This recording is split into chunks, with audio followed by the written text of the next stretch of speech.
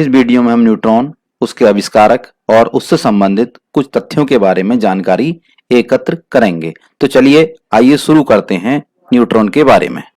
देखिए, बात आती है न्यूट्रॉन क्या है। तो न्यूट्रॉन जो है वो प्रोटॉन के साथ किसी परमाणु के नाभिक में पाया जाने वाला एक आवेश रहित कण होता है, यानी न्यूट्रॉन पर कोई आवेश नहीं होता। और न्यूट्रॉन जो होता है वो परमाणु के नाभिक में प्रोटॉन के साथ रहता है, यानी प्रोटॉन और न्यूट्रॉनों से ही मिलकर एक नाभिक का निर्माण होता है। न्यूट्रॉन की जो खोज की थी वो ब्रिटिश साइंटिस्ट थे जेम्स चैडविक। उन्होंने सन 1932 में न्यूट्रॉन की खोज की थी। अब बात आती है न्यूट्रॉन कैसा कण है। तो देखिए, न्यूट्रॉन जो है एक विद्युत उदासीन कण है। इसके पास अपना कोई आवेश नहीं होता है, बल्कि जो है वो हमेशा न्यूट्रल रहता है, अर्थात उदासीन रहता है।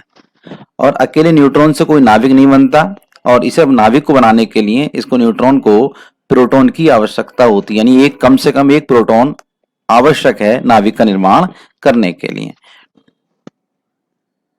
अब बात आती है न्यूट्रॉन के द्रव्यमान की। तो न्यूट्रॉन का जो द्रव्यमान होता है 1.67493 मल्टीप्लाई 10⁻⁻27 किलोग्राम होता है। न्यूट्रॉन का जो द्रव्यमान होता है वो इलेक्ट्रॉन के द्रव्यमान से 1839 गुना ज्यादा, यानी 1839 गुना ज्यादा होता है। और आपने परमाणु बम का नाम सुना होगा।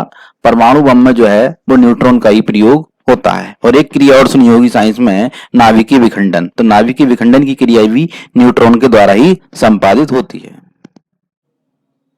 न्यूट्रॉन को हम अंग्रेजी के स्मॉल एन द्वारा प्रदर्शित करते हैं। तो न्यूट्रॉन क्या होता है? न्यूट्रॉन जो है वो परमाणु के नाभिक में उपस्थित रहता है।